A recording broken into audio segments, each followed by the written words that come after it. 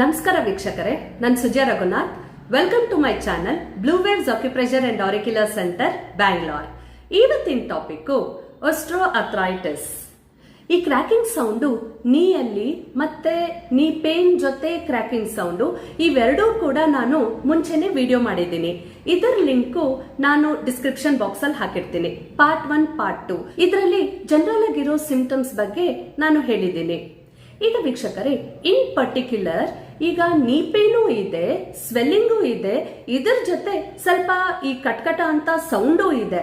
So ಈ ತರ ಮೂರು ಕಾಂಬಿನೇಷನ್ ಅಲ್ಲಿ ಇದ್ದಾಗ ಅವರು ಎಕ್ಸ್ರೇ ಮಾಡಿಸಿದಾಗ ಗೊತ್ತಾಗುತ್ತೆ ಅವ್ರಿಗೆ ಆಸ್ಟಿಯೋಆರ್ಥ್ರೈಟಿಸ್ ಇದೆ ಅಂತ. ಈಗ ನಾವು ಇದರ ಬಗ್ಗೆ ತಿಳ್ಕೊಳ್ಳೋಣ, ಇದೇನು ಅಂತ. ನೋಡಿ, ಎರಡು ನೀ ಮಧ್ಯೆ ನಾನು ಹೇಳ್ದಂಗೆ ಅಲ್ಲೊಂದು ಕಾರ್ಟಿಲೇಜ್ ಇರುತ್ತೆ. ಈ ಕಾರ್ಟಿಲೇಜು ಒಂದು ಕುಶನ್ ತರ ಪ್ರೊವೈಡ್ ಮಾಡುತ್ತೆ ಈ ಎರಡು ಬೋನ್ಸ್ಗೆ. ಸೊ ಕುಶನ್ ತರ ಇದ್ದಾಗ ಏನಾಗುತ್ತೆ, ಮೂವ್ಮೆಂಟ್ ಮಾಡೋದಕ್ಕೆಲ್ಲ ತುಂಬಾ ಹೆಲ್ಪ್ಫುಲ್ ಆಗಿರುತ್ತೆ. ಈಗ ಒಂದು over a period of time ಅಲ್ಲಿ ವಯಸ್ಸಾಗ್ತಾ ಆಗ್ತಾ ಏನಾಗುತ್ತೆ, ಈ ಕಾರ್ಟಿಲೇಜ್ ಬಂದು ಸವಿತಾ ಬರುತ್ತೆ. ಸೊ ಸೌದಾಗ ಏನಾಗುತ್ತೆ, ತಿನ್ನಾಗ್ಬಿಡತ್ತೆ. ತಿನ್ನಾದಾಗ ಏನಾಗುತ್ತೆ, ಈ ಎರಡು ಬೋನ್ಸ್ ಸ್ವಲ್ಪ ಕ್ಲೋಸ್ ಆಗಿ ಬಂದ್ಬಿಡತ್ತೆ. ಹತ್ರಕ್ಕೆ ಬಂದಾಗ ಒಂದೊಂದ್ಸತಿ ಫ್ರಿಕ್ಷನ್ ಆಗುತ್ತೆ.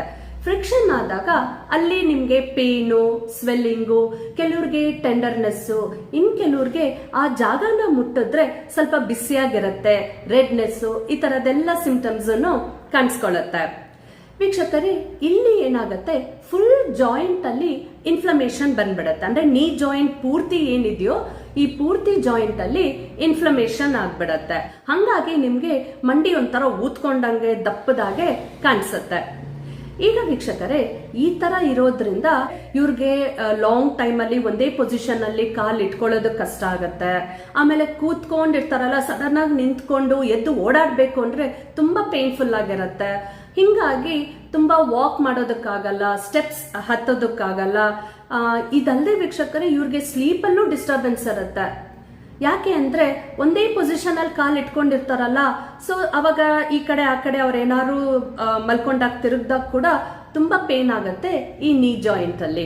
ಇದನ್ನ ಜಾಸ್ತಿ ಈ 50 years ಅಂಡ್ ಅಬೌವ್ ಪೀಪಲ್ ಅಲ್ಲಿ ನೋಡ್ಬೋದು. ಆದ್ರೆ ವೀಕ್ಷಕರೇ, ಯಂಗ್ ಪೀಪಲ್ ಬರಲ್ಲ ಅಂತಲ್ಲ. ಈಗ ಯಾರಿಗೆ ಈಗ ವೈಟಮಿನ್ ಡಿ, ಕ್ಯಾಲ್ಸಿಯಂ ಎಲ್ಲ ಕಮ್ಮಿ ಆಗ್ತಾ ಇರುತ್ತೋ ಅವರೆಲ್ಲ ಈ ಆಸ್ಟಿಯೋಆರ್ಥ್ರೈಟಿಸ್ ಬರೋ ರಿಸ್ಕ್ ಅಲ್ಲಿ ಇರ್ತಾರೆ. ಇದಲ್ಲದೆ ಇದು ಹೆರಿಡಿಟ್ರಿನೂ ಆಗಿರತ್ತೆ.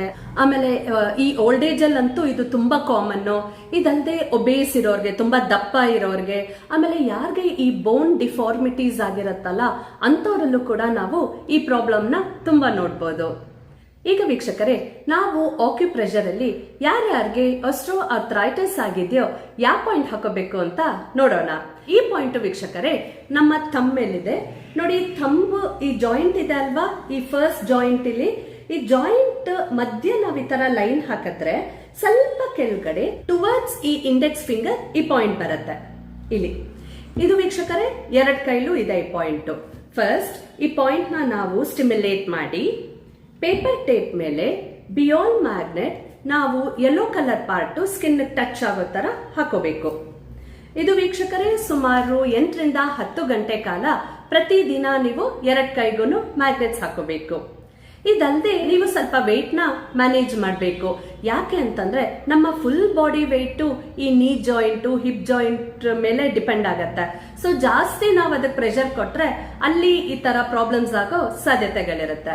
ಇದಲ್ಲದೆ ನಿಮ್ಮ ಡೈಲಿ ರೊಟೀನ್ ಎಕ್ಸಸೈಸ್ ಏನಿದೆಯೋ ಅದನ್ನು ಕೂಡ ಸ್ವಲ್ಪ ನೀವು ಚೇಂಜಸ್ ಮಾಡಬೇಕು.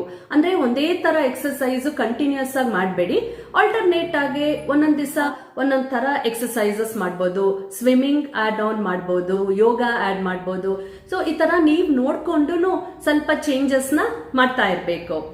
ಇವತ್ತಿನ ವಿಡಿಯೋಲಿ ಇಷ್ಟೇ ವೀಕ್ಷಕರೇ. Thank you.